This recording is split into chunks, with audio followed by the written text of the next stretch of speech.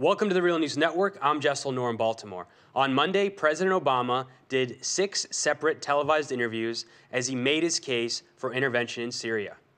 It is important for Assad to understand that the chemical weapons ban, which has been in place, is one that the entire civilized world just about respects and observes.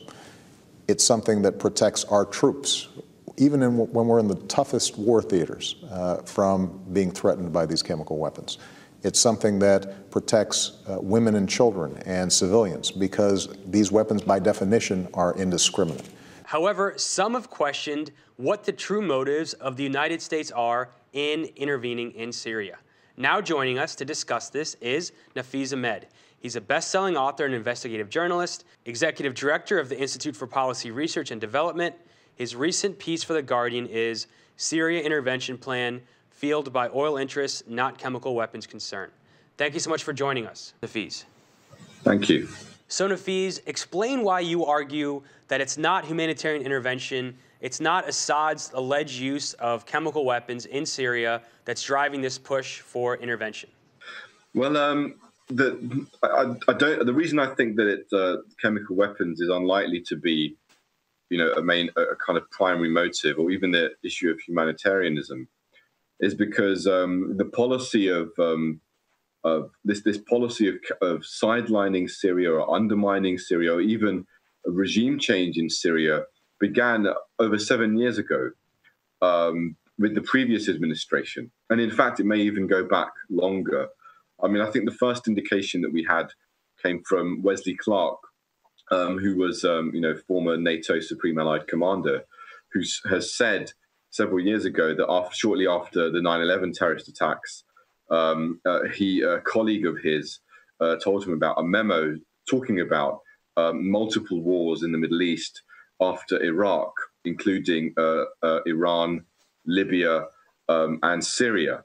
And so this was one of the first indications that there was actually a plan of launching wars in the region, including in Syria specifically. Subsequently, we had evidence that some kind of operations, but covert operations, were underway to actually move towards some kind of agitation in Syria. We had the State Department had a so-called policy group known as the Iraq-Syria Operations Group that was running various kinds of operations to do with financial issues, sanctions, as well as more kind of worrying black budget type operations. That was followed up with we had further reporting by people like Seymour Hersh in the New Yorker and others, as well as presidential findings that revealed that actually there were concrete covert operations being carried out by the CIA, by the Pentagon as well, and that these operations were designed to destabilize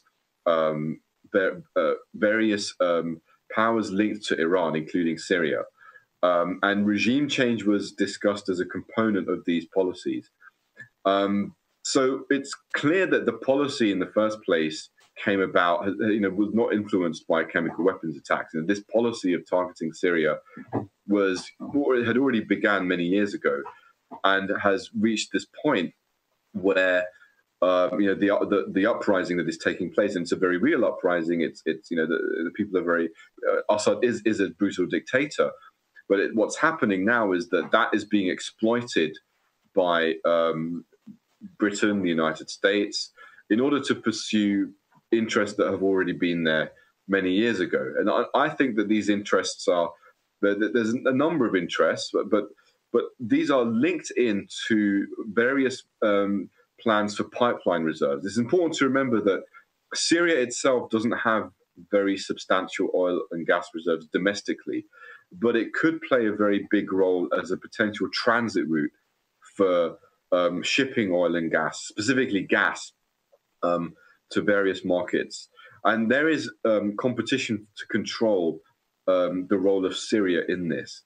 And this competition primarily is being playing out between Qatar, which is currently heavily involved in the conflict in Syria, financing rebels, financing various virulent elements of the rebel forces linked to Al-Qaeda, Islamist extremist rebels.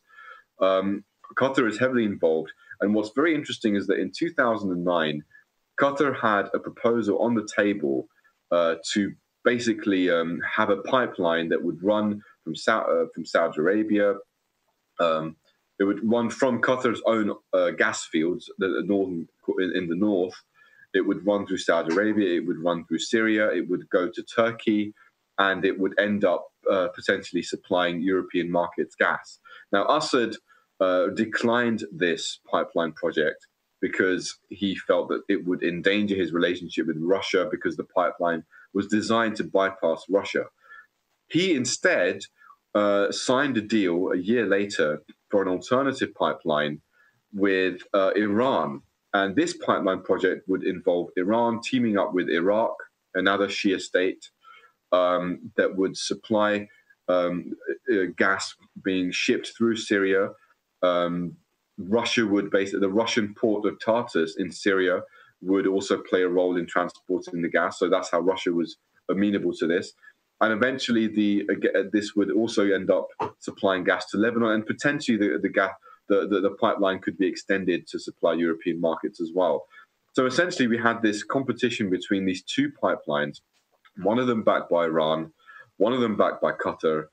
And I think this was a very, very central issue in determining why it is that the United States, the UK, would feel that Assad was a liability. And it just fell into this overall strategy of sidelining Iran, sidelining Syria. If this pipeline, pro-Iran pipeline, would have gone ahead, it could have really been a game changer for Iran, would have really dramatically increased its influence on the world stage. So this couldn't be allowed. So I think this certainly has played a major role in what we're seeing. And the media has largely ignored this history and this background, as well as the long-term U.S. involvement in Syria and the region. Kind of make the case: how should the U.S. public react to this information, and how should this affect the arguments being made for and against the war or U.S. intervention? It's a difficult one because I personally feel quite conflicted about the whole thing. It's very understandable that people feel that something needs to be done about Assad purely on the grounds of the way in which he has overwhelmingly brutalized the majority of his own population. I think if we look at the data, all the available data that has come out from the United Nations, from international observers, human rights experts, shows that Assad is clearly, overwhelmingly complicit in war crimes. The rebels are also complicit in war crimes, but to a lesser extent. So he is the greater evil in Syria. The problem is that the idea that we have a choice of whether we want to intervene is in a way covering up the reality that we have already been intervening. The United States and Britain were training rebel forces in late 2011 before the violence kicked off in the way it did. I mean, obviously, Assad was already shooting people in the street, say after July 2011. But one can question the extent to which this violence would have escalated if the rebels were not being trained at that time. I mean, there were leaked documents from the private intelligence firm Stratfor, where these are email communications where intelligence analysts were in communication with Pentagon officials. We had notes of various meetings, and these emails revealed not only this training, but also that the rebel movement, the Free Syrian Army, was not really much of a fighting force at that time. So we already played a role in recreating that. And if Assad was aware of that, and he probably was, he would have seen that as a provocation, and that would have obviously radicalized his actions. I mean, he has indiscriminately targeted civilian populations, and there's no excuse for that. But it would be naive to assume that we did not play a role in kind of pushing this conflict further.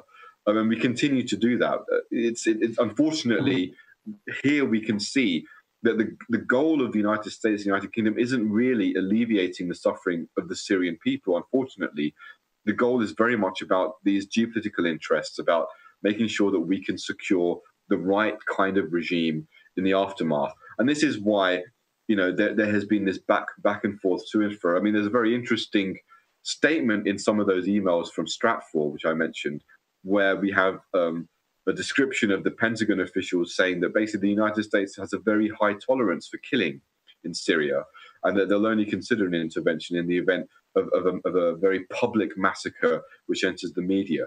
And it certainly seems that the chemical weapon attack played this role and has triggered the interest in exploiting public sentiment for an intervention.